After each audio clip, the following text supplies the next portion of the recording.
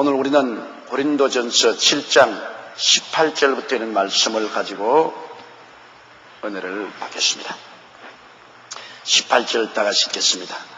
할례자로 부르심을 받은 자가 있느냐? 무할례자가 되지 말며, 무할례자로 부르심을 받은 자가 있느냐? 할례를 받지 말라. 할례자로 부르심을 받은 자가 있느냐? 여러분, 이 하늘나라는 부르심을 받는 것입니다. 내가 마음대로 들어가는 것이 아닙니다. 부르심을 받아야 들어갈 수가 있습니다. 하나님 앞에 내가 마음대로 내 방법대로 그냥 들어가면 되는 줄로 생각하는 사람이 많습니다. 그래서 많은 종교가 생겨나고 인본주의적인 철학도 생겨나고 인간의 수양과 도덕을 통해서 하늘나라에 들어가려고 하는 것입니다. 그러나 하나님의 나라는 하나님이 부르셔야 됩니다. 그리고 그 부르신 길은 하나밖에 없습니다. 예수님밖에 없습니다. 하나님은 하늘에서 예수님을 이 땅에 보내셨습니다. 그래서 예수께서 말하기를 하늘에 올라간 자는 인자 외에 없다고 말했습니다. 예수님만이 하늘 보좌에서 이 땅에 내려오셨고 또 구속을 완성하시고 하늘로 올라가셨습니다. 예수님만이 길이요 진리요 생명이요 나로 말미암지 않고는 아버지께로 올 자가 없나니라. 그러므로 하나님이 우리를 부르시되 오직 예수 그리스도를 통해서 부르시는 것입니다. 예수 그리스도 이외에 다른 길로 절대로 부르지 않습니다. 그걸 여러분 우리가 마음에 깊이 인식해야 돼요. 오늘날 많은 이단과 사설에 빠지는 사람들은 예수 그리스도보다도 그 이단의 교주, 사설의 교주가 특별한 사람으로서 그 교주의 가르침을 받아야 우리가 구원을 받는다고 말하는데 이것은 아주 악한 마귀의 거짓입니다. 사람은 다 헛된 것입니다. 사람은 다 죽으면 한 주머니 흙으로 돌아가고 사람은 다 하나님의 피조물로서 아무 가치가 없습니다. 오직 하나님의 아들 예수 그리스도께서 육신을 쓰고 오셔서 우리 위해서 십자가에 몸짓고 피 흘려 희생하신 그 공로밖에는 우리를 구원할 수 있는 공로는 없습니다. 그러므로 하나님은 예수 그리스도를 통해서 우리를 부르십니다. 여러분은 하나님의 부르심을 받고 예하고 대답하고 나온 사람인 것입니다. 많은 사람들이 하나님이 불러도 대답 안 하는 사람이 있습니다. 아무리 불러도 귀를 막아버려요. 요나처럼 하나님이 니느웨로 가라고 하는데 귀를 막아버리고 다시 서로 갔어요. 배 위창에 있으면 하나님 음성 들릴까 싶어서 배 밑창에 내려가서 안 들으려고 귀를 막고 잠이 들었습니다. 이처럼 하나님의 부르심을 받지 않으려고 저항하고 반발한 사람도 있습니다. 끝까지 저항하고 반발하면 하나님의 부르심을 받아서도 태가심을 입지 못합니다. 성경에는 부르심을 받은 사람은 많되 태가심을 받은 사람은 적다고 말했습니다. 하나님의 부르심을 받아도 응답하지 않은 사람은 태가심을 받지 못합니다. 다행히 여러분은 하나님의 부르심도 받고 거기에 응답했기 때문에 태가심을 받았어요. 그래서 영광스러운 하나님의 자녀가 되었는데, 그럼 우리를 부를 때 우리가 할례자로 부름을 받은 자가 있느냐? 할례자라는 것은 유대인을 말하는 것입니다. 할례자는 여러분 알다시피 아브라함이 하나님과 언약을 맺은 표시로서 그 양피 가죽을 베는 것이 할례입니다. 그래서 아브라함 이후로 하나님과 언약 맺은 백성 하나님의 선택한 사람들은 모두 다 할례를 받도록 했습니다. 어린아이가 태어나면 8해 만에 할례를 받으라고 했습니다. 할례를 받는 조건은 하나님과 언약 맺은 백성 아브라함의 자손이라는 것입니다. 그럼 할례는 의무가 따릅니다. 하나님과 언약을 맺었으면 여러분 의무사항이 있어요. 그 의무사항은 뭐냐? 하나님의 계명과 율례를 지키는 것입니다. 내가 하나님과 할례를 받아서 특별한 언약 관계에 들어갔으면 이제는 언약의 조건으로서 하나님의 계명을 지켜야죠. 할례를 받고도 계명을 지키지 아니하면 그 할례는 무할례가 된다고 바울 선생은 말한 것입니다. 할례를 받는 것은 하나님과 택함을 받았다는 증표지, 그 자체로 말미암아 어떤 계망난이 생활을 해도 하나님이 선민으로 받아들인다, 그런 것은 아닙니다.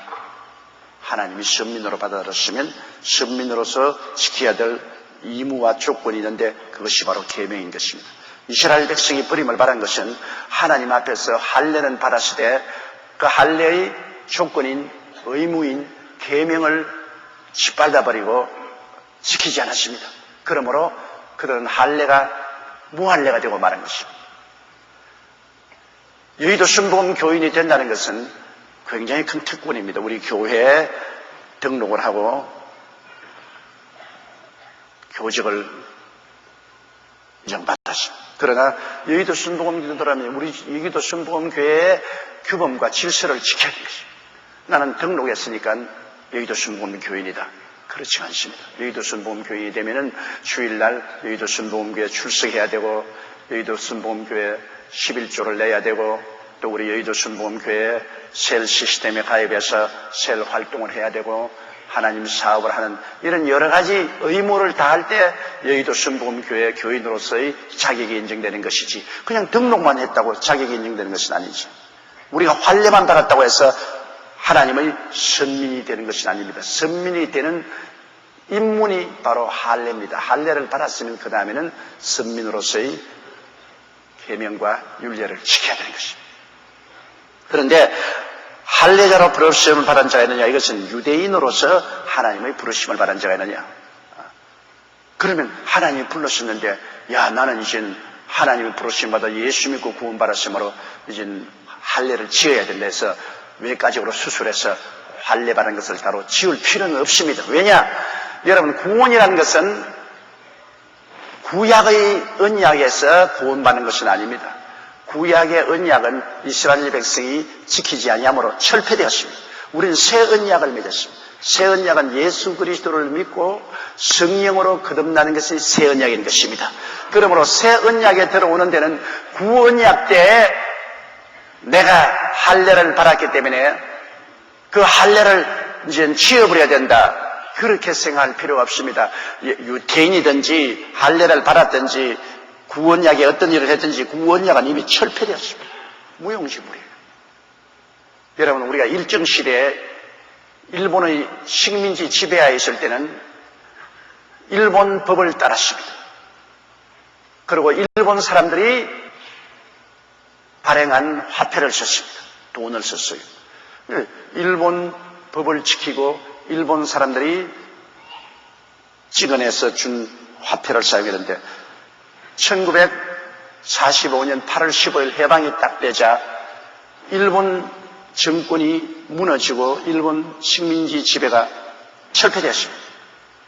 그러자 일본 돈이 무용지물이 되었습니다. 그때부터 대한민국 정부가 쓰게 되고 대한민국의 화폐가 발행되었으므로 이제는 옛날에 일본의 법을 우리가 가지고 있었든지 일본 화폐를 썼든지 안 썼든지 관계없어요.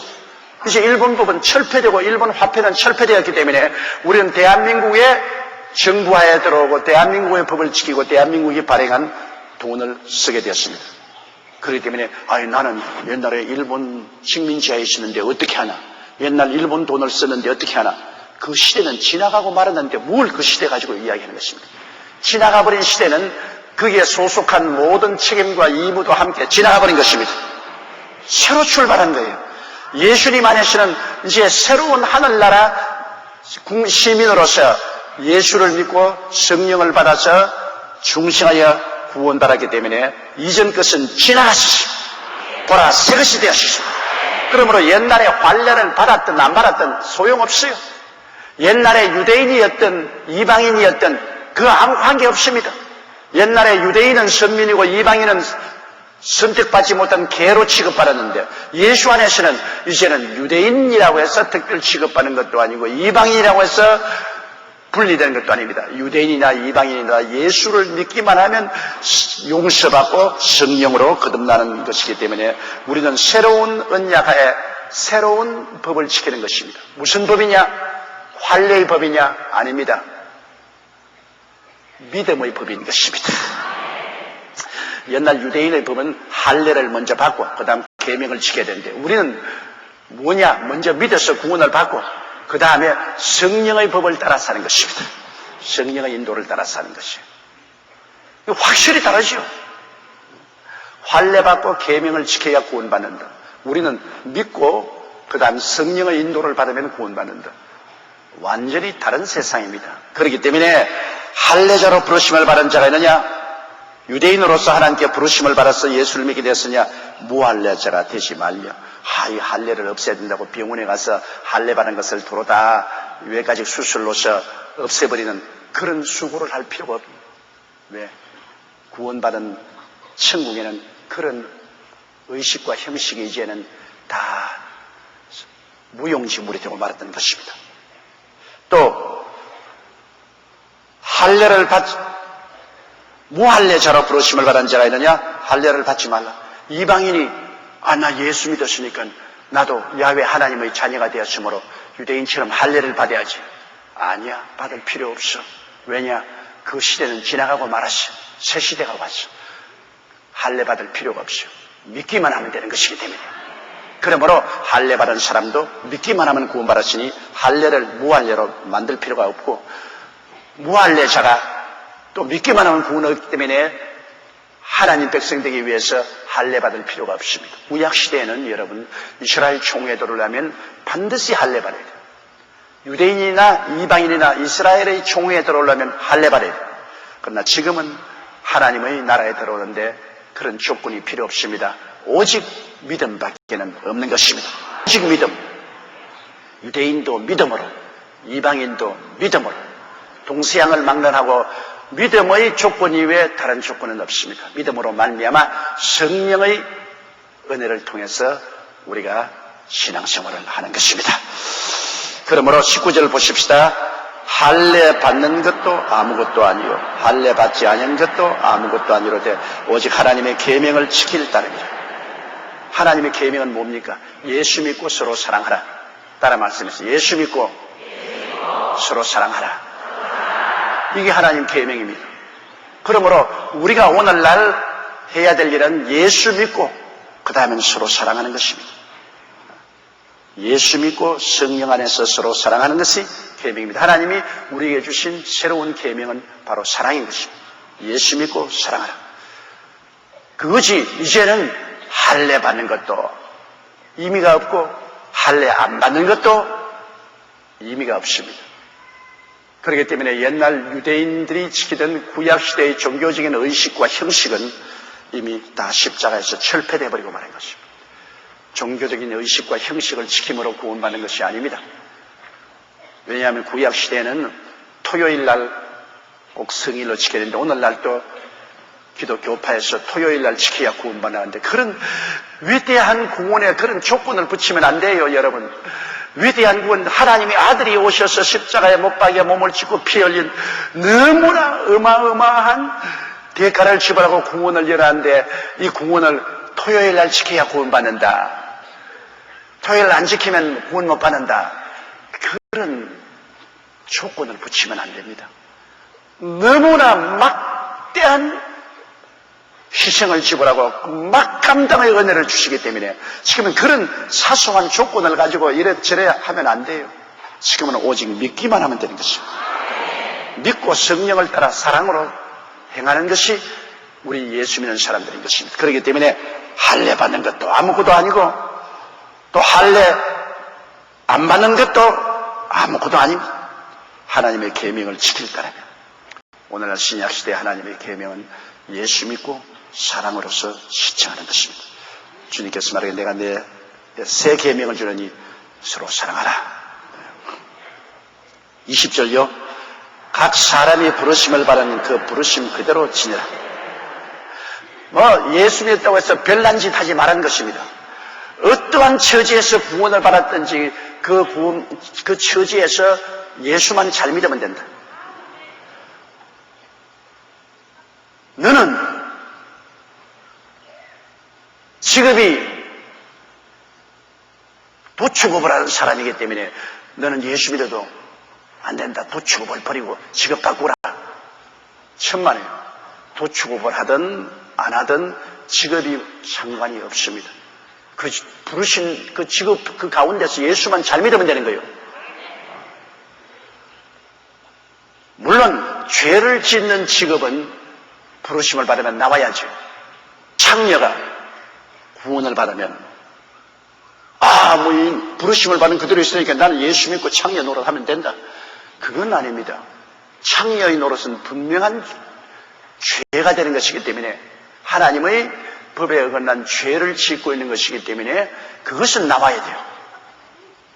죄가 안 되는 직업은 부르심을 받은 그대로 그 자리에서 예수를 믿으면 돼요. 그러나 여러분 우상 섬기는 사람, 우상을 섬기는 사람이 나는 예수를 믿고 난 다음 부르심 받은 그대로 우상을 섬기면 되지 않느냐? 안 됩니다. 우상은 버리고 나와야 돼요. 그리고 예수를 믿어야 돼요. 하나님의 법에 어긋나는 직업은 우리가 버리고 나와야 돼요. 그러나 그렇지 않고는 직업에 귀천 없이 하나님이 부르시면 그 자리에서 우리가 예수만 잘 믿으면 돼요. 농부로 부르심을 받았느냐? 농부의 자리를 벗어나지 말고 그 자리에 있으면서 예수 잘 믿더라. 장사꾼으로서 부르심을 받았느냐? 그 자리에서 장사하면서 예수 믿더라. 노동자로서 구원받았느냐? 노동자로서 그 자리에 있으면서 열심히 예수 잘 믿어라. 그러나 창녀로 부르심 받았느냐? 그러면 창녀식은 버려라. 도둑놈으로서 구원을 받았느냐? 도둑질을 그만해라. 아주 놀라운 이야기 하나 있어요.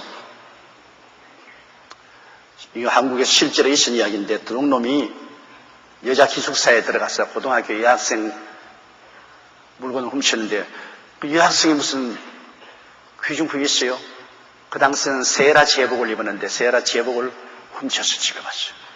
그래서 포켓을 줄여보니까 미션 스쿨에 있는 옷이라 조그마한 성경책을 발견했습니다. 포켓 바이블입니다.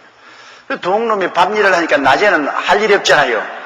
그래서 심심해서 그 준 성경을 읽었어요. 그러고 난 다음 또 밤일하러 나가서 밤에 도둑질하고 또 낮에는 와서 또 성경 읽고 그러다가 마음에 크게 감동을 받고 나도 예수를 믿어야 되겠다. 그래서 주일날 교회에 나가서 복음을 듣고 예수를 믿게 됐어요. 그러나 밥 안 먹고 살아야 되기 때문에 또 밤일을 나갔어요. 밤일을 나가서 도둑질하고 또 주일날은 교회 나오고 또 성경 읽는데 성경 가운데 도둑질하는 자들은 이제 도둑질하지 말고 부지런히 일해서 남에게 선한 일을 베풀으라는 에베소 말씀을 읽고 마음에 탁 주게 됐습니다.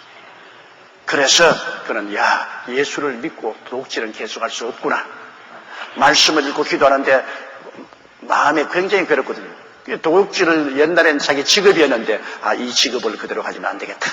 그래서 회개를 하고 그 세라 제복을 들고 그 성경을 가지고 여자 기숙사를 찾아갔어요. 가서 그 여학생을 찾아서 그 옷을 돌려주고 고맙다고 그 성경도 돌려주었는데 그때부터 둘이가 펜팔이 되어서 서로 신앙을 격려하다가 나중에 결혼하고 말았습니다. 그리고 이 사람은 신학교 들어가서 목사가 되고 그 여학생은 목사 사모가 되었습니다. 그 인연도 참 희한한 인연이 다 있습니다. 이 사람은 예수를 믿고 난 다음에 도둑질을 계속할 수가 없었습니다. 도둑질을 그만둬야 돼요. 그러나 그 이후에 하나님의 계명에 어긋나지 않은 직업은 어떠한 장소에서 부름을 받았든지 그 직업에 귀천 없이 그 자리에서 예수만 잘 믿으면 되는 것입니다.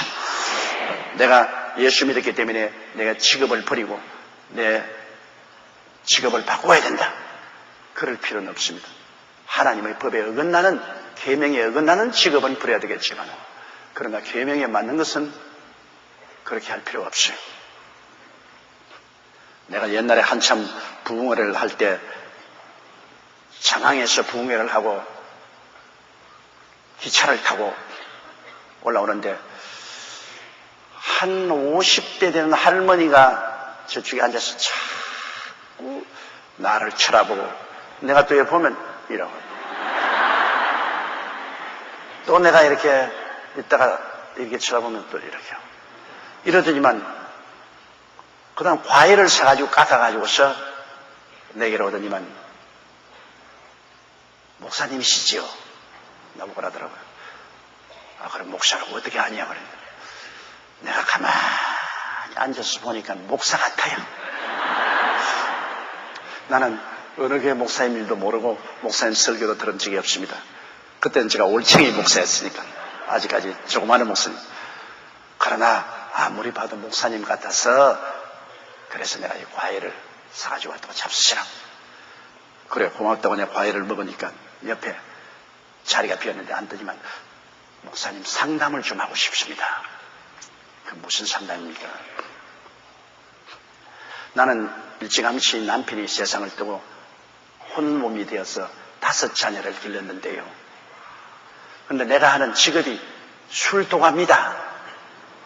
막걸리를 만들어서 파는 이 사업을 하는데 자꾸 나를 보고 교회에 나와서 예수 믿으라고 하는데 이 막걸리 장사하면서 예수 믿어도 됩니까? 그렇게 묻더라고요. 그래서 안 됩니다. 이 술이라는 것은 이익보다도 해가 많습니다. 술로 말미암아 얼마나 많은 사람이 일생을 망치고 가정이 파괴되고 건강이 해로게 되는 것이 있지 않습니까? 안 믿는 사람들은 이 세상에서 그 가운데 살지만 예수를 믿고 하나님 섬기면 술 장사는 그만둬야 됩니다. 그러니까. 그럼 나는 뭐 먹고 살지요? 자식을 5이나 대학 보내고 다는데요. 그래서 그건 내가 모르겠습니다. 그러나 술 도가를 팔고 거기에서 얻은 돈으로 다른 사업을 시작하십시오. 그러니까 나는 지금 충청도에 살고 있는데 그럼 술 도가를 그만두고 다 팔고 난 다음에 서울로 올라와서 서대문 순복음교회에 나와도 될까요? 그래서 나오시라고. 그러고 기도하고 봤는데 이 할머님이 진짜로 내 말을 받아들여서 그냥 술 도가를 팔았어요. 하나님의 역사가 희한해요. 술 도가를 다 팔고 그 다음 그 돈 가지고 서울에 올라와서 돈이 꽤 많으니까 은행에 맡겨놓고 서대문 교회에 나에게 인사로 왔어요. 목사님 술도가 다 팔고 그 돈 은행에 넣어놓고 그 다음에 여의도 순복음 그때는 서대문 순복음교회 교인 되려고 나왔습니다. 그래서 기도해주고 함께 주 안에서 즐거워했는데 그러면서 그 권사님이 혼자서 나중에 권사 되는데요. 혼자서 그 아들들을 다 미국으로 보내가지고서 미국에 공부를 시켰어요. 그래서 그 자녀들 돌아와서 그 한 아들은 한국에서 재무부 장관이 되었습니다. 아웅산 사건 때 아웅산에 가서 세상을 떴습니다. 둘째 아들은 국회의원이 되었습니다. 셋째는 대학 교수가 되었습니다. 온 가정이 다 축복을 받고 그 자매님은 우리 교회 집사가 되었다가 본사가 되었다가 나중에는 강남으로 이사가서 다른 교회에 출석하시다가 세상을 떴습니다. 난 그때 그 권사님 기억이 지금도 언제나 납니다. 왜냐하면 전혀 상관없는데 기차 타고 가다가 와서 신앙 상담하고는 그 다음 술도가 다 버리고 하나님을 중심으로 섬기더니 그 자녀들이 다 복을 받아서 세상에서 이름난 자녀들이고 그것도 그 자녀들이 다 교회에 열심히 나와서 주님을 충성스럽게 섬기는 훌륭한 가정이 되는 것을 보았었습니다. 그러므로 각 사람이 부르심을 받은 그 부르심 그대로 지내라. 21절요. 내가 종으로 있을 때 부르심을 받았느냐 염려하지 말라. 그러나 자유할 수 있거든 차라리 사용하라. 지금은 종의 제도가 없지만은 바울 선생 그 당시에는 종의 제도가 있었지요. 종으로 팔리면 대대손손으로 종이 되지 않습니까? 종의 문서를 주인이 잡고 있으면 종은 그 문서를 가지고 팔고 사게 됐습니다. 우리 한국에도 일시조선까지 종의 제도가 있었지 않습니까? 그런데 자 종으로서 예수를 믿어 구원을 받았다. 그러면 어떻게 하느냐? 종을 그만두어야 구원받느냐? 아니다. 종이란 그 신분이 비천하고 고통스러운 것이지만은 그러나 그 신분 때문에 구원에 방해되는 것이 아니다. 종으로 부름받았냐?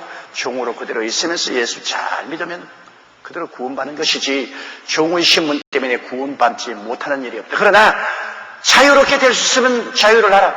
종이 자유롭게 되려면 자기가 종으로서 있으면서 돈을 벌어가지고서 월급을 차근차근 쌓아가지고서 종값을 지불하고 스스로 자유를 얻든지, 그러면 안 하면 일가 친척이 와서 값을 주고 사주든지, 안 그러면 큰 공로를 세워서 국가에서 종의 위치를 면해주든지, 그렇지 않으면 종의 위치에서 면해줄 수가 없죠.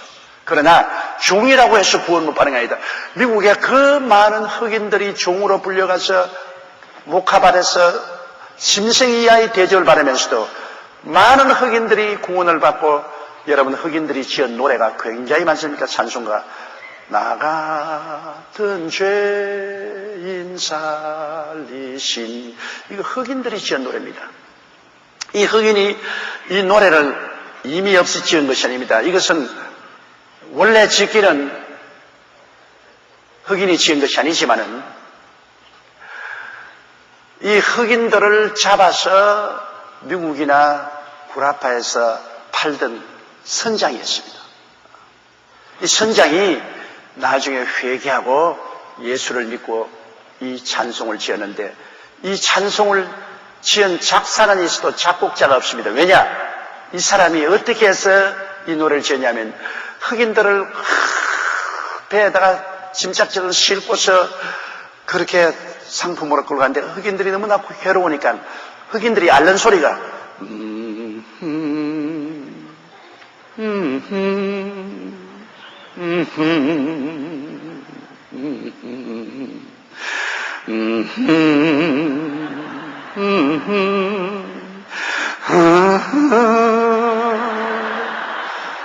흑인 앓는 소리입니다, 여러분. 너무나 고통스러우니까 흑인들이 그렇게 앓는 소리를 내는 이것을 늘 들었어요. 그러고 있다가 그 사람이 나중에 회개하고 자복하고 자기가 작사를 했을 때 그 흑인 앓는 소리를 곡으로 붙인 것입니다. 그렇기 때문에 이 찬송이 우리에게 큰 감동을 주는 것은 인간의 극한 상황의 고통 속에서 마음에 우러나는 앓는 소리가 곡조가 된 것입니다. 마음의 앓는 소리, 고통의 앓는 소리. 그러므로 이 찬송을 들을 때마다 눈물이 나고 마음에 깊은 충동이 오지 않습니까? 마음의 깊은 고통, 그 속에서 우러나온 곡조가 바로 이 곡조인 것입니다. 그런데 이런 흑인들이 많이 종으로 갔으면서도 예수 믿고, 그리고 흑인 연가도 지어내고 흑인들이 그 지은 찬송이 많습니다. 그렇다고 해서 종으로 불러가시기 때문에 구원 못 받는 건 아니죠. 종으로 부름받았냐? 걱정하지 마라. 종은 신분이 되어도 예수를 믿으면 구원을 받는다. 그러나 자유롭게 될 수 있거든. 자유를 얻어라. 또 22절요. 주 안에서 부르심을 받은 자는 종이라도 주께 속한 자유자요. 또 이와 같이 자유자로 있을 때 부르심을 받은 자는 그리스도의 종이니라. 맞은 말 아닙니까? 종이라도 예수님 안에서는 자유자입니다. 몸은 지금 종이지만은 신앙 안에서 예수 믿고 난 다음에는 죄에서 해방을 얻었고, 사망에서 해방을 얻었고, 마귀에서 해방을 얻어서 하나님의 자녀로서 영원한 천국에 가서 살 수 있는 자유자가 된 것입니다. 가장 무서운 종이 마귀의 종이요 죄악의 종 아닙니까? 예수 믿지 않은 사람은 마귀의 종이요 죄악의 종으로 살다가 마귀가 부리는 대로, 죄가 부리는 대로 따라가다가 지옥으로 떨어지지 않습니다. 그러나 비록 육신은 종이 되어도 예수 믿음으로 말미암아 마귀에서 해방을, 죄에서 해방을 얻고 그리스도의 용서와 의를 얻어 천당의 하나님의 아들이 되었으니 자유인이지요. 속사람은 자유인이지요. 희망차지요. 육신의 장막이 무너지면 이제는 육신의 종살이에서 벗어나서 영원한 천국의 자유인으로서 하늘나라로 가죠. 그러나 이 세상의 자유인이라도, 이 세상의 자유인은 다 마귀와 죄의 종입니다. 하나님 아들 예수를 믿지 않은 사람은 세상과 마귀와 죄의 종, 그를 따라 살다가 지옥 떨어지죠. 그런데 종이 아니고 세상에서 예수 믿어서 자유인이 되었습니다. 사람은 마귀에서 해방이 되고 죄에서 해방이 되었다 해도 또 누구의 종입니까? 우리 예수님의 종인 것입니다. 예수님이 피값을 주고 샀으니 예수님의 종이 아닙니까? 물론 예수님은 너무나 큰 사랑의 주인이기 때문에 예수님의 종이 되는 것은 행복의 극치이겠지만 또 종은 종입니다.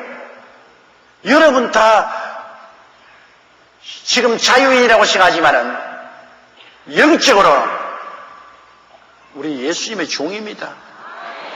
예수님이 피값을 주고 여러분을 샀어요. 그러므로 여러분은 여러분의 것이 아닙니다. 주의 것입니다. 그러므로 종은 주인이 시키는 대로 해야지.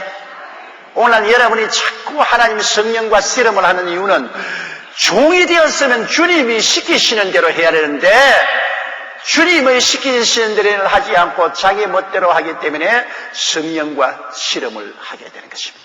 성령과 씨름을 하고 환도뼈가 열어지고 고통을 당하는 것은 종이 종으로서 살아야지 종이 자꾸 그 역을 하기 때문에 그런 일이 생기는 것입니다. 그러므로 육신이 종이라도 예수 안에서는 자유인이고 육신이 자유인이라도 예수 안에서는 하나님의 종이 되어 있는 것입니다. 23절요. 너희는 값으로 사신 것이 사람들의 종이 되지 말라. 자, 우리는 값으로 샀으니까 사람의 종이 되지 말라는 것은 사람이 시킨 대로 따라가지 마라. 왜냐하면 사람이 자기 주인이라고 너 이제 예수만 믿고 너는 저 다른 종교를 믿어라. 그거 따라가면 됩니까? 예수님을 믿어 피값으로 샀으니 사람이 시킨다고 해서 주님을 떠날 수 없죠. 나는 실제적으로 한 기사를 했는데 남편이 교통사고가 나서 머리를 다쳤어요. 그래서 뇌수술을 하고 여기 쇠를 덮어 씌웠어요. 그런데 그 남편이 정신이 부실해서 그 부인을 보고서 몸을 팔아 돈을 벌어오라는 것입니다. 권총에 딱 잡탄을 하고서 너 몸 팔아 돈 벌어오라. 그 남편.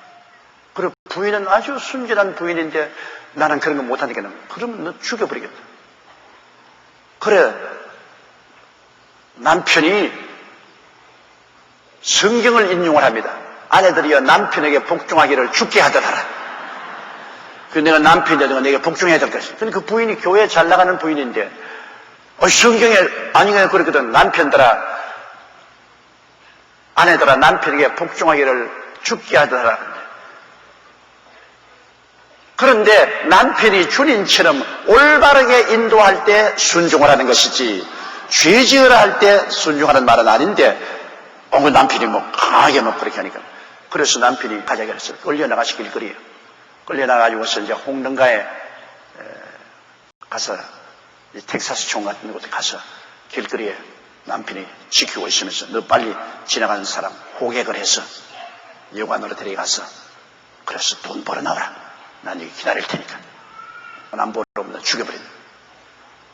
그래서 이 부인이 남편의 명령을 듣고 한 사람 신사가 오기에 잠시 시간만 내면 됩니다.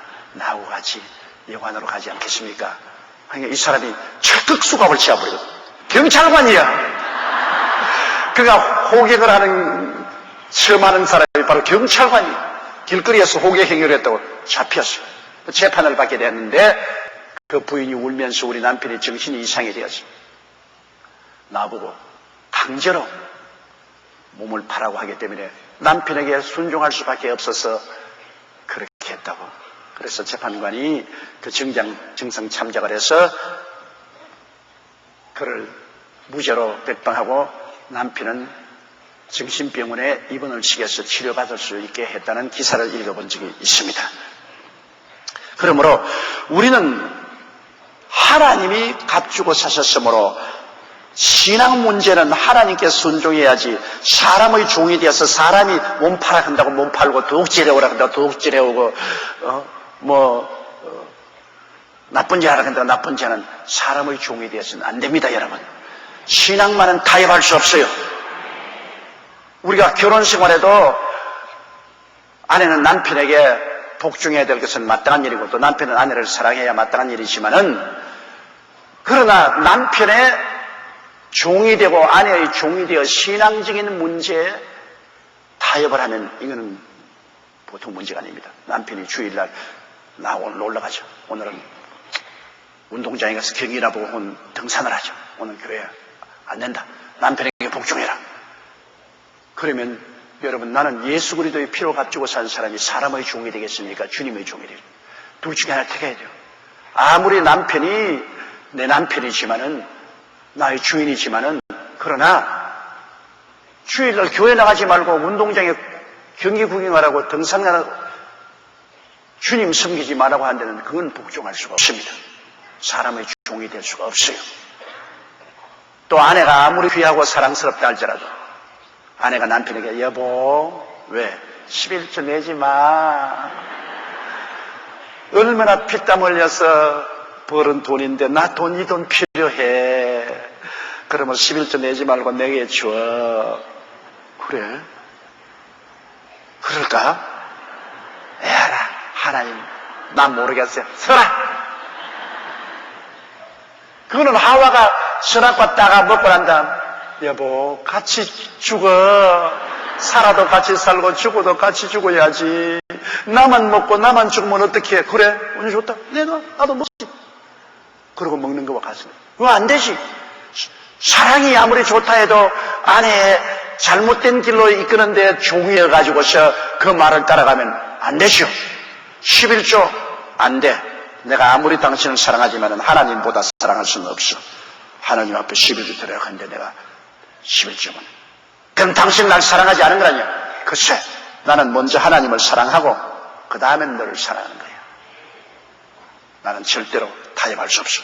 그렇게 해야지. 사람의 종이 되어서 아내 시킨 대로 따라하면 어떻게 합니까? 우리가 사람이 이 세상에 살면은 여러분 부모 설화에 함께 살 때는 첫째가 부모님이고 둘째가 형제들입니다. 그러나 결혼을 하게 되면은 첫째가 아무리 결혼해도 부모님이지요. 마음에는. 그러나 이제는 둘째가 아내고 셋째가 형제가 됩니다. 그러나 자녀를 낳게 되면은 첫째가 부모님이고 둘째가 아내고 또 자녀가 둘째 될 수도 있어요. 어떤 사람은. 셋째가 자녀고 넷째가 형제니까 형제는 넷째로 밀려나게 되는 것입니다. 그렇기 때문에 한 가정에서 그렇게 형제간에 서로 좋다 해도 세월에 흘러가서 결혼을 하게 되면 위치가 점점 멀어지는 것입니다.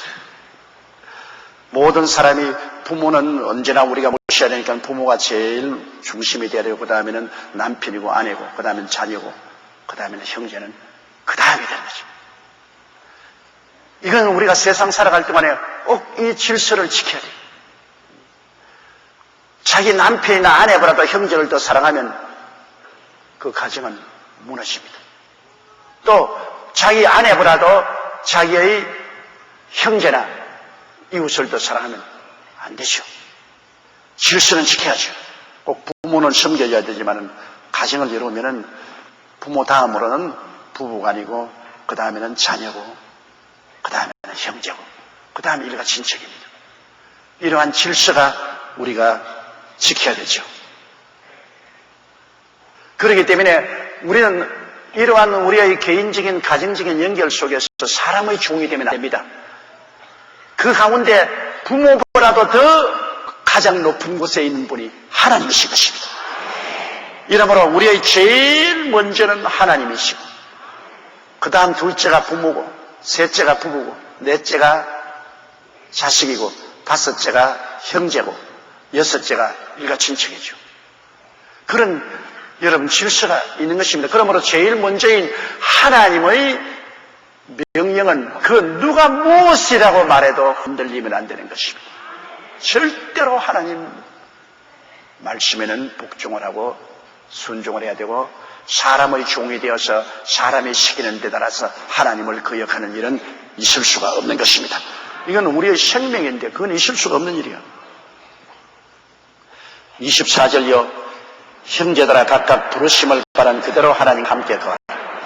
그러므로 각각 부르심을 받은 그대로 우리가 자유인으로 부르심 받았냐? 예수 잘 믿고 하나님을 섬기라. 종으로 부르심 받았냐? 종의 위치에서 예수 잘 믿고 주님 섬기라. 농부로 부르심 받았냐? 농부로서 예수 잘 믿고 섬기라. 직장인으로서 부르심 받았냐? 직장인으로서 예수 잘 믿고 예수 섬기라. 여자로서 부르심 받았냐? 성전환 할 필요 없다. 남자가 되려고 하지 말고 여자로서 잘 주님 섬기라. 남자로 부름 받았냐? 성단에서 여자 되려고 하지 말고 남자로서의 주님을 잘 섬기라. 우리 이 세상에서 죄가 안 되는 이상은 부르심을 받은 그 자리에서 우리는 충실히 주를 섬기면 되는 것이지, 우리의 부르심 받을 때 우리의 직장과 우리의 환경이 우리 신앙에 방해를 주지는 않는다는 것을 우리가 알아야 되는 것입니다. 그 다음 25절요. 처녀에게 대하여 내가 주께 바른 계명이 없으되 주의 자비하심을 받아 충성한 자가 되어 이견을 구하노니 26절요. 내 생각에는 이것이 좋으니 곧 임박할 환난을 인하여 사람이 그냥 지내는 것이 좋으니라. 바울 선생은 자관 결혼에 대해서 별로 기분 좋지 않게 생각해요. 부인에게 혼이 나기는 대통 혼이 난 것 같아요. 그래서 바울 선생은 아예 결혼이라면 고개를 설레설레 흔들었어요. 그래서 이것은 하나님 명령은 아니다. 내 생각이다. 그러나 훌륭한 사도로서 하나님을 사랑하고 교회를 사랑하는 사로서 그 생각은 나쁜 생각은 아니죠. 그러나 이거는 하나님께 받은 계명이 아니라 주의 자비하심을 받아 충성간전 이기는, 나는 하나님 자비를 받고 하나님께 충성하게 사는 사람으로서 내 이견을 너에게 말하겠는데, 내 생각에는 세상도 얼마 있으면 끝날 터이니까 처녀라 시집 안 가는 게 좋다. 이건 하나님의 명령은 아닙니다. 이건 바울 선생이 하는 말입니다. 왜냐? 그 당시에 곧 로마 황제의 대환란이 다가올 테니까 환란을 당해서 그냥 피란을 가야 되고 숨어야 되고 고통을 당할 때 홀몸이면 가볍게 홀로 도망도 칠 수 있고 피란도 갈 수 있고 죽어도 마음이 가벼운데, 결혼해서 부부가 있고 자녀가 있으면 그냥 도망치기도 힘들고 숨기도 힘들고 살아남기도 힘들고 또 순교를 당할 때도 마음에 가족을 두고 가게 되니 애투다고 하니까 이러한 개인적으로 다가오는 육체적 고난을 피하기 위해서 홀가하게 살기 위해서는 결혼 안 하고 처녀는 혼자 있는 것이 좋다. 하나님의 뜻은 아니다. 이건 내 의견이다. 근데 이게 바울의 의견인 것을 나는 고맙게 생각해요. 하나님의 뜻으로서 그렇게 하라겠다면 오늘날 인류는 멸절되고 말았을 것입니다. 왜? 가정이 없는데 뭐 자손들이 없으면 인류가 멸절되고 마지 않아요. 소크라테스가 말하기를 결혼은 해도 후회하고 안 해도 후회한다. 사실 맞아요. 저도 오래 살아보니까 결혼해도 후회하고 안 해도 후회하고, 그래도 안 하고 후회하는 것보다도 해보고 후회하는 것이 좋습니다.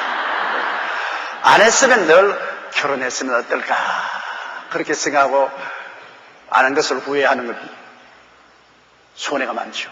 그러나 결혼을 하고 난 다음에 큰 고통을 당하고 고개를 설레설레 흔들면서 에이 다시는 안 한다. 그거는 해보고 후회하는 것이니까 더 이상 탄식할 것이 없죠. 그러나 여러분, 결혼 생활이라는 것은 그렇게 순탄할 수가 없지요. 왜 그러냐? 남녀가 벌써 생리적으로 다르지 않아요. 그리고 자라는 가정 형편이 다르지 않아요. 시대가 다르지 않아요. 개성이 다르지 않아요. 교육을 다르게 받지 않아요. 어떻게 두 사람이 찰떡으로 맞을 수가 있겠어요? 찰떡으로 안 맞죠. 맞는다면 그 잘못된 것입니다. 안 맞는 것이 정상이죠. 그럼 안 맞으면 어떻게 하냐? 서로 자꾸 부딪혀서 뭐가 반들반들해질 때까지 싸워야 돼요. 결혼은 싸우게 돼 있어. 안 싸울 도리가 없는데요. 서로 모아난 끼리 부딪히니 이리 부딪히고 저리 부딪히고 자꾸 부딪히면 모가 깨어지잖아요.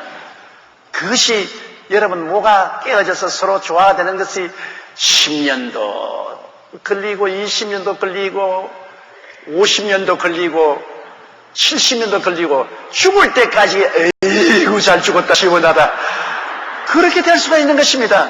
그러므로 여러분께서 결혼 생활에 서로 아주 찰떡궁합이 안 되었다고 낙심하지 마세요. 찰떡궁합이 되는 것은 그것은 한쪽이 정신병이 걸려야 찰떡궁합이 되는 겁니다. 안 그러면 죽은 사람 데리고 살든지 산 사람 데리고 사는데 찰떡궁합은 절대로 없어. 벌써 결혼했다면은 거칠은 바다를 향해서 들어가는 겁니다. 서로 그렇게도 다른 두 사람이 모여가지고서 그 다음에는 자식을 낳고 사는데 이견이 일치될 수 없죠. 그러니까 자꾸 결혼해 가는 과정은 죽는 과정입니다. 남자도 죽고 여자도 죽고 남자도 죽고 여자도 죽고 자꾸 자기가 죽어서 나중에는 마모가 되는 것인데 그 죽는 게 쉽지 않습니다. 죽는 게 얼마나 고통스럽습니까? 이렇기 때문에 결혼 생활이라는 것은 고통스러운 거죠. 바울 선생은 이것을 체험했기 때문에 처녀들 보고 하는 말입니다. 결혼 생활은 고통스러운 것이다. 내적으로도 고통스럽고 외적으로도 고통스러운 것이기 때문에 뭐 환난도 다가오고 주님 오실 날도 같이 오는데 아예 고통당하지 말고 깨끗하게 아주 마음 가볍게 혼자서 살아라. 그건 바울 선생께서 하나님의 자비를 입고 충성된 사람으로서 이견을 개진한 것인데 내 생각은 틀려요. 고통을 당하는 것이 사람이 변화를 받고 인격적으로 성장하는 것입니다. 여러분, 옛날에 마가레트 칼로라는 한평생을 혼자 사는 여자 선교사가 우리 교회 선교사로 왔어요. 그래서 50대, 제가 30대일 때 50대 그 홀로 산 평생을 혼자 산 마가레트 칼로라는 그 여자 선교사가 왔는데 좌우간 요렇게도 삐끼고 저렇게도 삐끼고 요 말에도 삐뚤어지고 저 말에도 삐뚤어지고 세상에 얼마나 힘이 든지 모르겠어요. 왜냐하면 혼자 대쪽같이 살았기 때문에 도저히 다른 사람과 대화가 안 돼요. 혼자 살았기 때문에. 그래서 난 마가레트 칼로라는 그 여선교사님을 생각하면 지금도 몸소리가 쳐. 한평생을 주님만 위해서 열심히 섬긴 정말로 훌륭한 분입니다. 그럼에도 불구하고 누구하기도 사귀지를 못했습니다. 왜냐하면 오직 홀로만 살았기 때문에 남하고 부딪혀서 자기가 깨어지는 것이 없었기 때문에 같이 살 수 없어요. 여러분, 만면노래를 어디서 구하는지 압니까? 만면노래를 구하려면 형제간이 많은 곳에 딸을 구해서 만면노래를 구해야 되는 것입니다. 왜? 형제간이 많으면 끝없이 싸웁니다. 형제간끼리. 우리도 9형제간이 자랐는데 하루도 안 싸운 날이 없어요. 형제간을 모아니까 밤에 잠을 자면 아랫목소리 차지하려고 싸우지요. 또 그때는 이불 하나라고 하는데 한 놈이 지면 되겠다고 이불을 잡아 당기면 저쪽에서 잡아 당기고 그래가지고서 나중에 또 쥐어받고 싸우지요. 밥상에 모이면 어머니가 아무도 먼저 먹지 말라니까 다 숟가락을 기다리다가 시작! 그러면 엄마 오빠가 다 먹는다. 아니 네가 다 먹었지 않느냐. 끝없이 싸움으로 야 인생은 혼자 사는 게 아니구나. 서로 대화를 하고 서로 마음이 조화가 돼야 사는 것이 혼자서 사는 것이 아니구나. 형제가 많은 그렇게 깨달을 수밖에 없어요. 형제가 많으면 서로 생존 경쟁을 집에서부터 하게 돼요. 그런 데서 딸을 구해가 맏며느리를 삼으면 올 때부터 아이고 시동생 시누이들하고 언제나 전쟁을 겪어야 되는데 오래 참고 대화하고 타협하고 살아야 되겠다는 것을 알고 들어오지만은 아주 외동딸로서 그냥 금이야 옥이야 하늘에서 떨어졌냐 땅에서 솟았냐 하고서 길러놓은 그 딸을 아무리 이쁘고 교육을 많이 받았다 하더라도 갖다 놓으면 그날부터 적지판입니다.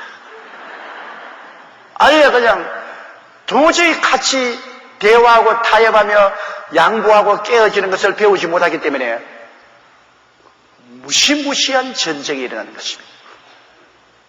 이러므로 사람은 그러므로 배우는 겁니다. 뭐 사람이 대부분의 성인 군자로 태어난 사람이 누가 있어요? 서로 마음이 맞지 않은 사람끼리 서로 싸우고 서로 주장하고 서로 양보하고 할 수 없이 강제로 변화를 받고 이렇게 되면서 인격이 성장하는 겁니다. 이렇기 때문에 결혼하는 것 좋아요. 그리고 결혼하고 싸우는 것 나쁜 건 아니에요. 싸워야 돼요. 끝까지 싸우라고. 그러면서 배우는 겁니다. 야, 양보도 해야 되겠구나. 내가 깨어지기도 해야 되겠구나. 내가 변화도 받아야 되겠구나. 깊이 생각하게 돼요. 모든 것이 필요하면 생각할 필요 없지요. 그러나 결혼해서 서로 의견이 충돌하고 괴로우니까 고민도 하게 되고 새벽기도 나와서 주여 뭐 저런 걸 만나가지고서 내가 그냥 고생을 하게 어떻게 해야 되겠습니까? 그러다가 변화받는 것은 내가 참아야지. 기도를 하면은 남이 변화받는 것이 아니라 내가 변화를 받는 것입니다. 그럼 내가 변화를 받으면 그 변화가 또 상대에게도 전달되는 것입니다. 그러므로 바울 선생께서는 처녀가 결혼 안 하고 혼자 있는 것이 좋다고 생각했으나 나는 이 점에 대해서는 우리 대선이고 위대한 사도인 바울 선생 천당에 올라가서 내가 꾸중을 들을지 모르겠지만은 나는 45년 동안 목회를 해보고 나도 결혼 생활을 오래 해보니까 결혼하는 것이 좋더라. 많은 마음의 고통도 있고 눈물도 있고 괴로움도 있지만은 그를 통해서 생각하게 되고 그를 통해서 기도하게 되고 회개하게 되고 인격적인 변화를 가져올 수 있는 좋은 기회가 되더라. 그러므로 여러분은 결혼 잘 하셨습니다. 그리고 가정에 고통이 있고 충돌이 있으면 그게 정상인 줄 아십시오. 그 비정상으로 생각하면 안 됩니다. 아니, 남은 안 그런데 왜 우리는 그러냐. 남 안 그런 사람 한번 나와보세요. 나는 45년 동안 목회하면서 안 그런 사람 한 사람도 없어. 바깥에 안 그런 채 하지. 남자도 여자도 바깥에 나와서 안 그런 채 하고 웃고 우리는 인코 부부다. 인코 부부가 어디 있어요? 개코 부부지 인코 부부는 없어요.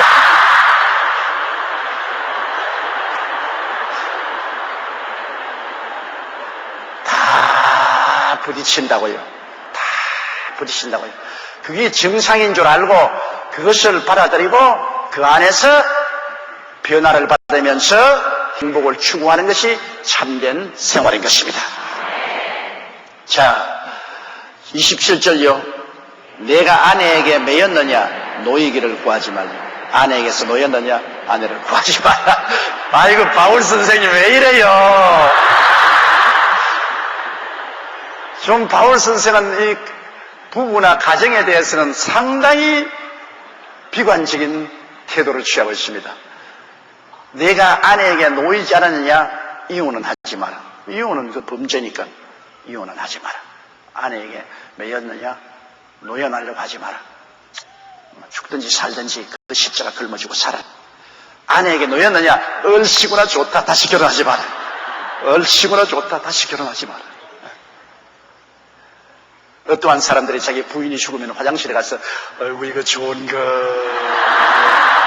그렇게 말했다는 사람도 있다고 하는데 그거는 과장된 말이겠고 바울 선생께서는 결혼 생활에 큰 알력과 충돌이 늘 있기 때문에 아내에게 놓였으면 한 번 경험했으면 될 일이지 또 두 번 왜 그 고통 속에 들어가려냐. 놓였으면 그냥 지내라. 그렇게 말을 했습니다. 그런데 바울 선생은요 또 그렇게 할 만도 해요. 왜냐하면 바울 선생은 결혼 생활 할 수가 없어요. 계속해서 여행하고 계속해서 복음 전도하고 계속해서 얻어맞고 계속해서 감옥에 들어가 있고 가정생활이 될 수가 없죠. 그러므로 바울 선생께서는 가정에 대한 것을 그렇게 깊이 이해할 수가 없습니다. 사람이 혼자 사는 것도 이익이 많지만은 백지장도 맞들면 낫다고 같이 살면 물고 찢고 싸우더라도 인생은 같이 짐을 지고 사는데 상당한 도움이 되고, 또 그 무엇보다도 정신적인 외로움이라는 것이 굉장히 여러분 견디기 힘듭니다. 배고픈 것보다도 외로움이 굉장히 마음에 고통스럽습니다. 사람들이 그러잖아요. 부인이, 남편이 죽고 난 다음에 자기 생활에 행복할 때는 남편을 아주 깡그리 잊어버려요. 결혼하고 살다가 뭐 죽었지, 남남끼리 모였다가 뭐 문제 갖는 거 뭐 내가 뭐 생각해보냐 했더라. 고통스러우면, 아이고 그 영감 살아있었으면 좋아할 걸 가지고 고통스러울 때 날 좀 도와줘. 고통스러울 때는 상대방의 기억이 납니다. 좋을 때는 기억이 안 나도 괴로울 때는. 그럼 사람이 혼자 살면 괴로울 때가 많죠. 그럴 때는 백지장도 맞들면 좋겠다, 그렇게 생각할 때가 많습니다. 우리 옛날에 할머님이 내게 그런 말을 해요. 우리 할머님은 일자무식이 학교 간 적이 없습니다. 그래도 인생 경험을 많이 하셔서 지혜로운 말을 많이 하셨어요. 저보고 하신 말씀이, 너 나중에 커서 장가를 가면 어떤 여자를 데리고 오든지 고통스러울 것이다. 내가 어떤 여자를 데리고 와도 너하고 마음의 뜻이 꼭 맞을 수는 없고 고통스럽지만은, 그러나 여자가 없는 것보다도 여자가 있는 것이 낫다. 그러면서 이런 이야기를 하시죠. 어떤 사람이 결혼을 했는데 옛날엔 전부 옷을 집에서 짓지 않습니까? 그 부인이 옷 만드는 솜씨가 없어서 쭈글쭈글하게 만들어서 두루마기도 만들어 놓으면 쭈글쭈글, 바지도 쭈글쭈글. 그래서 하도 화가 나서 그만 쫓아버렸어요. 그리고 다른 여자를 얻었는데, 이 여자는 옷을 만들다가는 쫙 찢어버리고, 만들다가는 또 안 되니까 또 쫙 찢어버리고. 이건 옷을 얻어 입을 수가 없어. 늘 옷을 찢어버리고. 그러니까 이분이 이 여자도 쫓아버리고 난 다음 혼자 되니까, 그 다음에는 옷이 다 때가 묻고 낡아지고 형편없 거지같이 됐어요. 땅을 치면서, 따자고야 매자고야 우리 쭝쭝이 어디 갔냐.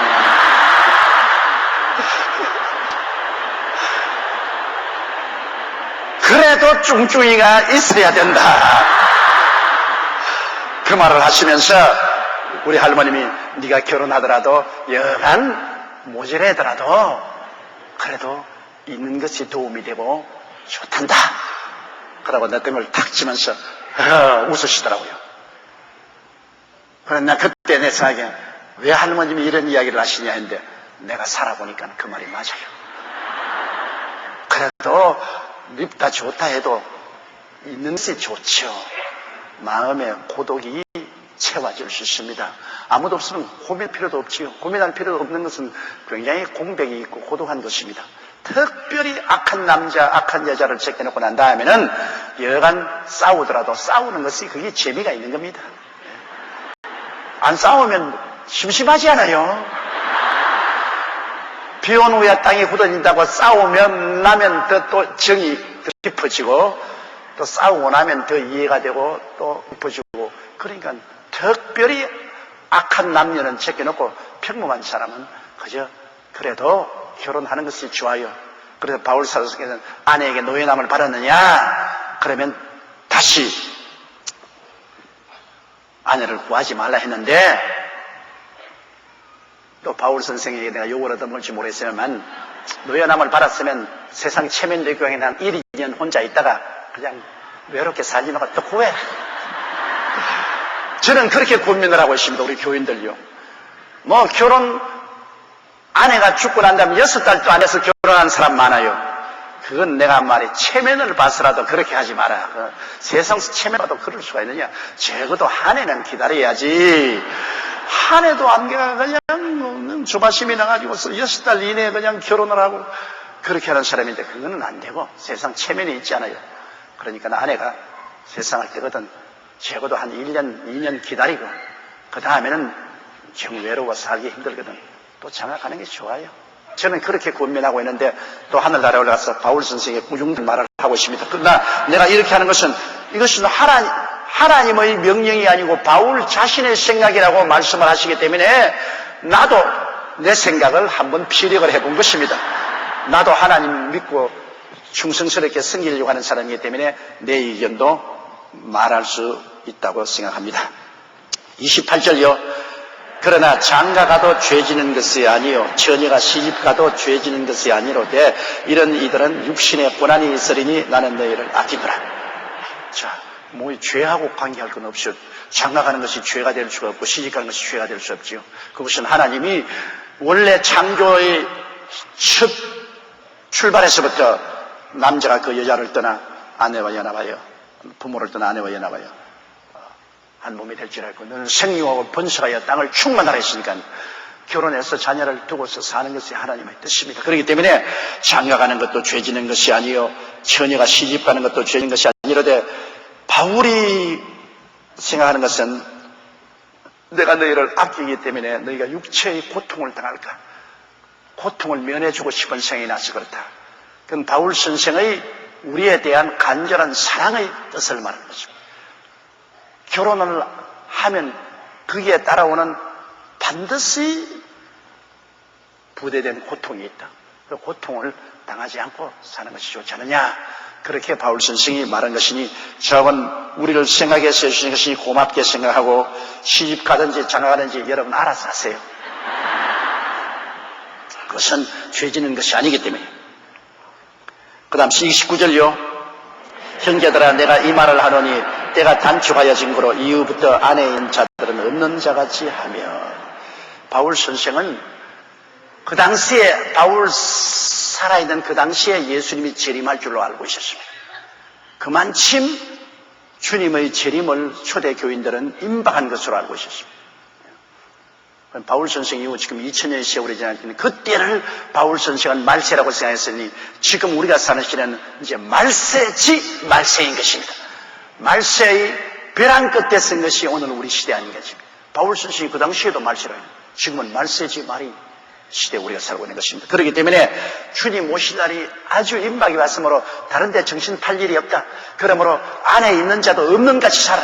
뭐 아내가 있으니까 아내하고 인생을 아름답게 계획하고 꽃 피워서 우리 집도 아름답게 짓고 앞에 정원도 만들고 꽃도 심고 그러고 자식들 낳으면 아들은 좋은 넥타이 달아주고 딸은 머리에 나비 붙여가지고서 손잡고 주말마다 여행 다니고 놀러 다니고 그런 거 생각하지 마라.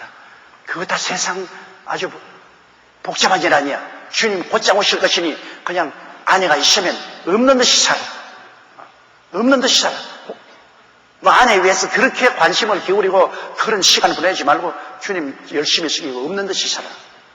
그렇게 고민하는 것은 바울 선생은 주님이 오실 날이 바로 눈앞에 다가왔다고 생각하는 것입니다. 그런데 아내와 신앙이 일치가 되면은 우리가 합쳐서 주님 잘 그렇게 열심히 믿으면 괜찮아요. 뭐 아내가 있는데 신앙에 방해가 된다고 생각해서 없는 듯이 취급을 하는 것은 좋은 점도 있을는지 모르지만 안 좋은 점도 많아요. 왜? 아내가 있으면 아내와 더불어서 열심히 주를 섬겨야지. 내가 믿는데 아내가 방해된다고 없는 듯이 취급해버리면 그럼 처자는 어떻게 됩니까? 제가 서대문에서 목회할 때 우리 교회 교육자로 신청해 온 사람이 있어요. 그래서 내가 이제 상담을 하는데 아주 뭐 열심히 특심해요. 열심히 전도도 하고 노방전도도 하고 기도도 열심히 하고 꽤 사람이 된 것 같아요. 그래서 가족 관계가 어떻게 됩니까? 그러니까 내 아내와 자녀들이 있어요. 그럼 지금 어디 있습니까? 분토와 같이 버렸습니다. 그러더라고요. 간이 뚫 내려앉더라고요. 아니 분토와 같이 버리다니요. 내가 주님을 섬기는데 우리 아내가 짐이 되므로 나는 아내가 바울 선생께서 아내가 있는 자는 없는 것 같이 생각을 하겠으므로 분토와 같이 버렸습니다. 그래 내가 가만히 있다.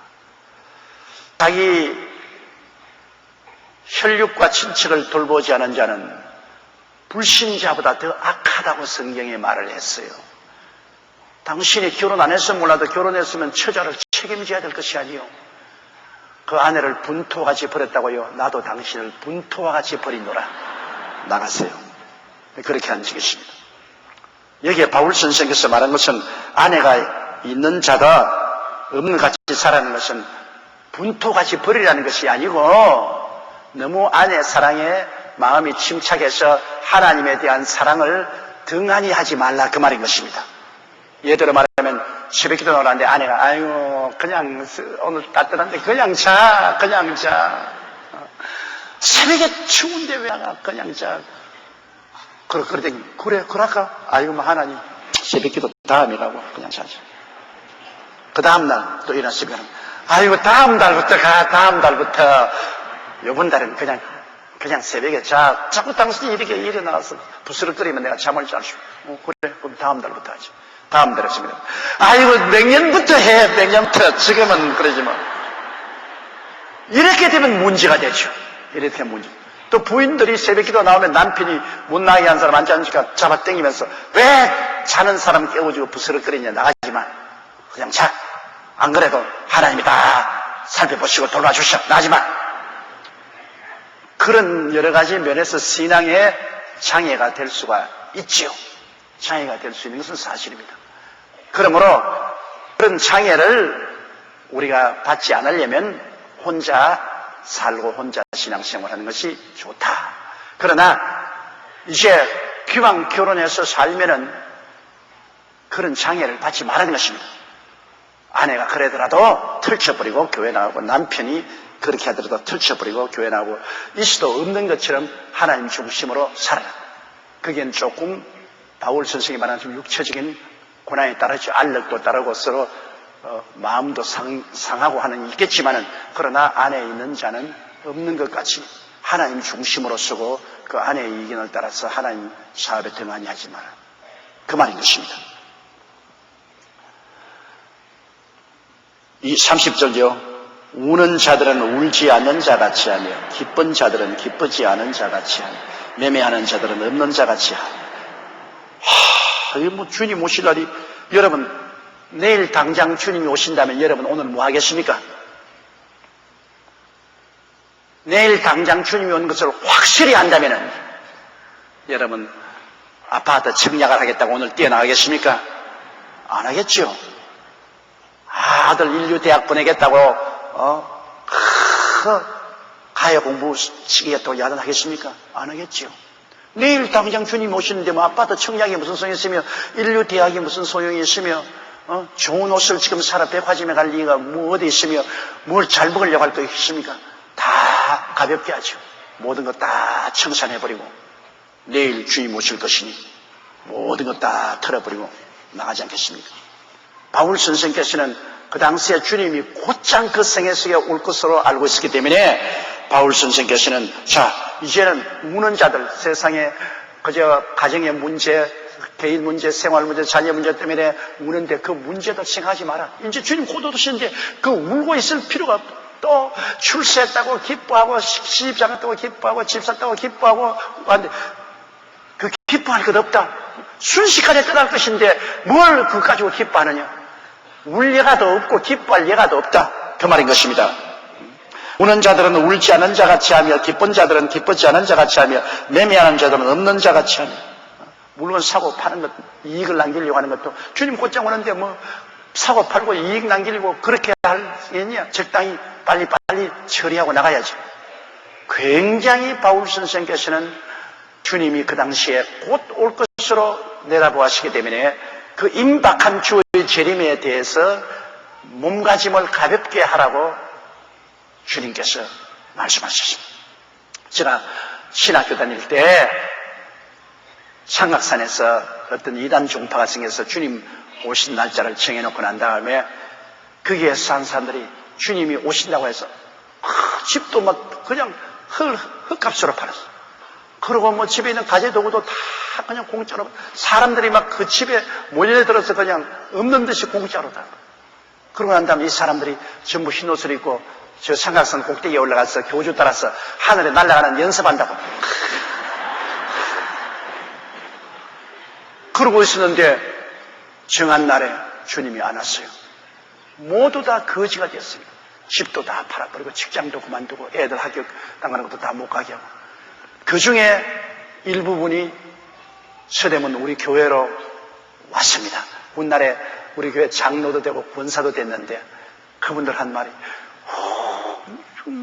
그 사람이 뭐 당장 주님 온다고 해서 우리는 상궁댁에서 날아가라 오는 연습만 한다고 그냥 팔로 이러고 목사님 안 왔었습니다. 주님이 그래서 여보시오 주님은 성령으로 변화되 올라가지 그래 날라 올라가다가 팔 아픈 사람 공기가 다 떨어지게 그런 바보 같은 짓을 어떻게 하냐 말이에요. 이렇게 해서 날라 올라가는 것이 아니에요. 철이 자석에 끌리듯이 주님 앞에 우리가 싹 끌려 올라가는 것이지 날라 올라가기는 뭘 날라 올라가요. 그래서 그분들 우리 교회 나와서 열심히 예수 잘 믿다가 이게 여의도로 나와서 장로님 권사님들과 천당에 올라가셨습니다. 이러므로 주님이 임박한 처지에 있어서는 이 세상 일은 없는 것 같이 하고 살아라 그 말인 것입니다. 31절에요.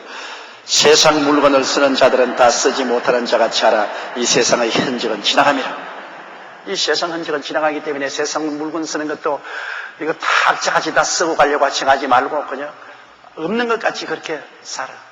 점점 이제 우리의 현재 삶이 그렇습니다. 우리 예수 믿는 사람이 자꾸 몸무게를 가볍게 하는 것은 여러분 이 땅에 너무나 미련이 많아지면은 신앙이 둔해지거든요.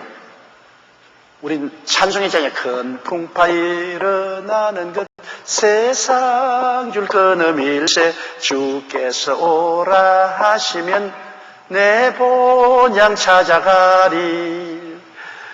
이 세상 줄을 다 자꾸 끊어버리고 세상의 무거운 인연을 끊어버리고 마음을 가볍게 해서 주님을 섬길 때 신앙이 깊어집니다. 세상에 인연이 많아지면 세상이 무거워지면 마음이 무거워져서 주님을 잘 섬길 수가 없어요. 나는 할렐루야 아주마였다를 영화로 만들었는데 나 그때 안 봤어요. 왜냐하면 내가 우리 최 목사님과 일생을 같이 목회했지만은 그때 제가 반발하는 것은 산 사람을 왜 영화로 만드냐. 세상을 떼고 난 다음에 영화로 만들어야지. 산 사람 영화 만드는 것은 나는 동의하지 않는다. 그래서 영화 상영하는데도 내가 가지도 않아. 벌써 10수년이 지나갔지요. 최 목사님 천당하고 난 다음. 그 다음 잊어버렸는데 제가 며칠 전에 나는 할렐루야 아줌마였다는 비디오를 봤습니다. 그 비디오를 보고 제가 얼마나 통곡을 하고 울었는지 모릅니다. 나하고 같이 신학교에서 동기동창으로 바고다 공원에 가서 북두드리고 전도하고 그 다음에 개척교회 그 천막교회 무당하고 싸우고 그 고통당하는 거라고 서대문 교회에서 여기까지 와서 교회 짓던 그 한 스토리를 해놨는데 내가 지나온 역사지만은 우리 최하실 목사님이 주님께 얼마나 헌신하고 충성하는 것을 바라보고 내가 다시 한번 감격을 느끼고 눈물을 많이 흘렸어요. 그 최 목사님과 일생기에 보면은 우리 최 목사님이 진해에서 사업을 하고 이 샤틀 공장 사장으로 있고 돈 잘 벌이고 할 때는 목사님이 신방 왔을 때 다락으로 숨는 게 그 장면에 나와요. 목사님 신방 오는데 그 신방 오면 교회 나오라 하고 11조 내려가 집어서 그 어머님이 목사님 층에다가 예배 볼 때 다락에 뛰어들어가 숨었는데 목사님이 와서 아유 이제 최 사장님 어디 계십니까? 그 집 딸이 있다가 아들이 있다가 다락에 숨었어요. 그렇게 세상짐 세상에 사업을 해서 성냥 공장도 하고 그 다음에는 뭐 샤틀 공장도 하고 그 당시에 6.25 사변 나기 전인데 자가용 타고 다니고 뭐 그런 삶을 살았으니까 대단하죠. 세상 즐거움과 세상 짐이 그를 땡기니까 하늘나라에 대한 마음이 식어졌어요. 형식적으로 의식적으로 예수 믿는다고 하죠. 그러다가 공장 파산에 부도가 나죠. 그 다음 맏딸이 뇌망염에 걸려서 죽었죠. 그 다음에는 어머님이 세상 떴죠. 그 다음에 남편이 외도해서 다른 여자하고 집을 나갔죠. 다 잃어버렸어요. 순식간에 사업도 잃어버리고 어머니도 기도해주는 어머니도 잃어버리고 맏딸도 죽고 그 다음 남편 떠나고 빚쟁이들 많다고 그래서 죽으려고 상락산에 가서 약을 들고 상락산에 올라갔다가 약 먹으려고 했는데 바람이 불어가지고 약봉지가 날아가 버려가지고 약도 못 먹고 이승복 목사님 설교하는 데 가서 눈물로 회개했습니다. 왜? 세상 짐을 다 잃어버렸으니까. 세상 짐 다 잃어버리고 죽으려고 하다가 하늘나라의 영광을 얻어서 새롭게 됐다. 그래 그 장면에 보면은 이승복 목사님 집회 장석에서 정실로 거듭나고 성령 받고 난 다음 그 바위 위에 서서 참 아름다워라 주님의 세계하고 찬송을 부르고 있는데 기가 막혀요. 다 잃어버린 건데 하늘나라가 이제 들어갔어요. 그래서 신학교에 입학을 했는데 9월 달에 우리가 편입시험을 치는데 나도 편입시험을 치러 와서 보니까 할머니가 한 사람 와서 시험을 치웠어요. 근데 저 아주머니도 그 할머니 귀에 가까운 아주머니도 팔자가 억세게 센가 보다. 나도 팔자 구박 기구해가지고서 신학교 입학하러 왔는데 저기 와서 시험을 치는 거예요. 그래가 시험을 쳐서 우리가 다 동시에 합격해서 나는 학생회장이 되고 우리 최 목사님은 전부장이 돼가지고 그래서 학교 공부할 동안에 토요일 날이면 제가 북을 메고 전도부장은 전도지 가지고 이 바고다 공원에 전도를 나갔습니다. 근데 그 한 장면이 나오는데 내가 그거 보고 웃기도 하고 울기도 했어요. 왜냐하면 제가 북을 치고 막 전도를 하고 최 목사님은 그 전도지를 나누어 주고 그러니까 사람의 사람 모였는데 저쪽에 약장사가 와서 막 나팔을 불고 유행말을 막 부르고 막 마이크 대니까 사람이 다 구리 가버리고 나는 아무도 없잖아요. 아무도 없어요. 그때 좀 신학교 시절 기가 막히더라고요. 그러더니 얼마 있다가 보니까 약장사에서 싸움이 났어요. 가짜 약을 먹고 배탈이 난 사람이 와서 멱살을 잡고 그냥 약장사 약을 길로 차고 내리 때려서 얻어맞고 약장사 그러면 날 살리라고 도망을 치고 그런데 내가 나무 뒤로 가니까 약장사가 얻어맞아서 쓰러져 있어요. 그래서 그 약장사에게 전도해서 회개를 시키고 구원을 시켜 놨더니 훗날에 불광동에서 전도할 때 너무나 힘이 들어있는데 길거리에서 아무리 외쳐도 아무도 안 오는데 트럭이 하나 오더니 턱턱 때려버리면 그 약장사가 턱 내리더라고요. 지금은 트럭에 싣고 이제 진짜 약을 파는 거예요. 나팔을 가지고 있었어요. 아유, 말 알겠습니까? 그래서 아이고 옛날에 파고다 공원에서 그 얻어맞은 사람 하니까 아유 나는 그때부터 예수 믿고 이제 난 진짜 약을 판다고 아유 이 하늘나라 약 팔아줘. 막 나팔을 단따단따단따단따단 이 기쁜 소식을 하고 막 부러지니까 온 동네 사람이 다 모여오더라고. 다 모여. 그래 그 날 전도할 때 회방하던 그 약장사하고 합쳐가지고서 그날 전도회가 효과를 상당히 많이 받더라고. 그 사람이라는 인연이 희한하더라고요. 그런 여러 가지 그 옛날의 그 모습을 보고 난 다음에 제가 상당히 마음에 충격을 느꼈습니다. 왜냐하면 최하실 목사님 다 세상적으로 끝쳐버리니까 세상적으로 다 놓아버렸으니까 오직 주님만 향해서 온 전신으로 일할 수 있어요. 나는 원래부터 세상줄이 없었고 왜냐하면 나는 가정도 없고 홀몸으로 아직 총각으로 빈손 들고 왔으니까 뭐 세상줄이 있었겠어요. 그래서 두 사람이 모여서 목회를 하니까 세상의 인연에 묶인 힘이 있기 때문에 죽기 아니면 살기입니다. 오늘은 천당 내일, 오늘은 뭐 죽으면 내일은 천당 간다. 이런 식으로 열심히 일을 했던 것이 기억이 납니다. 세상 짐이 많아지면, 세상 인연이 많아지면 마음이 무거워져서 하늘나라가 멀어집니다. 그러나 세상 인연이 자꾸 끊어지면 하늘나라가 마음속에 뚜렷심하게 되는 것입니다. 그렇기 때문에 바울 선생께서 주님 오실 일이 가까운데 세상의 인연 맺지 마라. 세상 줄로 묶이지 마라. 가볍게 해라. 가볍게 해라. 가볍게. 고무 풍선도 자꾸 무거우면 못 떠올라 하잖아요. 가벼워지면 떠올라가는 거죠. 가볍게 해라. 가볍게 해라. 가볍게. 지금도 저도 바울 선생과 똑같이 여러분께 말씀드린 것은 어찌하는지 가볍게 인생을 살아야 돼요. 세상에 복잡한 인연 가지지 말고 가볍게 살아야 돼요. 예수님께서도 마르다야 마르다야 네가 많은 일로 고민하나 한두 가지만 하는지 한 가지만 하라. 마리아는 그 좋은 편을 택하였으니 뺏기지 아니하라 했는데 많은 일 벌려놓고 고통하지 말고 아직 인생을 될 수 있으면 단순하게 사는 게 좋습니다. 단순하게 살아서 세상의 무거운 짐을 벗어버리고 가벼워지면 하늘나라가 마음속에 더 뚜렷하게 찾아오는 것입니다. 자, 그 다음 32절까지만 할까요? 우리 32절 것입니다. 너희가 염려 없기를 원하노라. 장가가지 않은 자는 주의 일을 염려하여 어찌하여 주를 기쁘시게 할고 하되 33절요. 장가간 자는 세상 일을 염려하여 어찌하여 아내를 기쁘게 할고 하여 마음이 나누이며 또 그 다음 34절요. 시집가지 않은 자와 처녀는 주의 일을 염려하여 몸과 영 다 거룩하게 하려 하되 시집간 자는 세상 일을 염려하여 어찌하여 남편을 기쁘게 할고 하느니라. 그건 사실 맞은 말이죠. 혼자 있으면 세상 염려 근심 없잖아요. 처자가 있으면 처자에게 무엇을 먹을까, 무엇을 마실까, 무엇을 입을까, 어떻게 교육시킬까, 그 염려 근심이 많죠.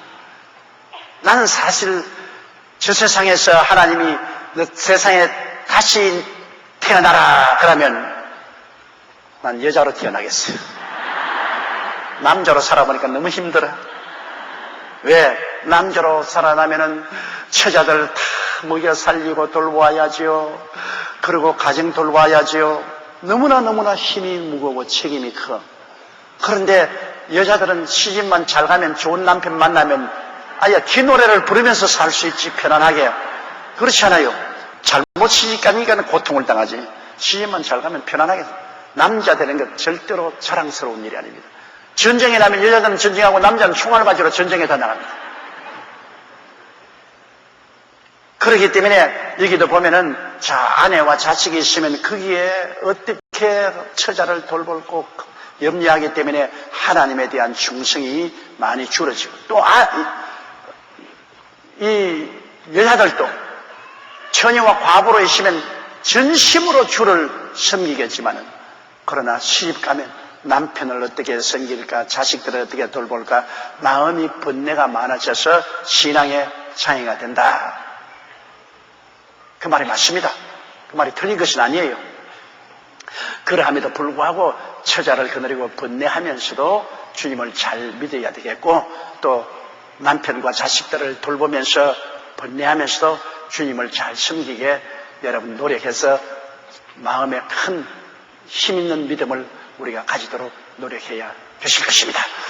바울 선생은 어찌한지 우리가 세상 짐 털어놓고 가볍게 천당하기를 원하는데 그건 바울 선생이 하나님 명령으로 한 것이 아니고 자기 개인의 생각으로 그렇게 하는 것이기 때문에 우리가 이것은 먼저 예수 믿은 우리 선생으로서의 그분의 교훈을 듣는 것이지 하나님이 가정을 가지지 말라고 하는 것은 아닌 것입니다. 하나님이 처자를 돌보지 말고 남편과 아내를 돌보지 말라고 하는 것은 아닌 것입니다.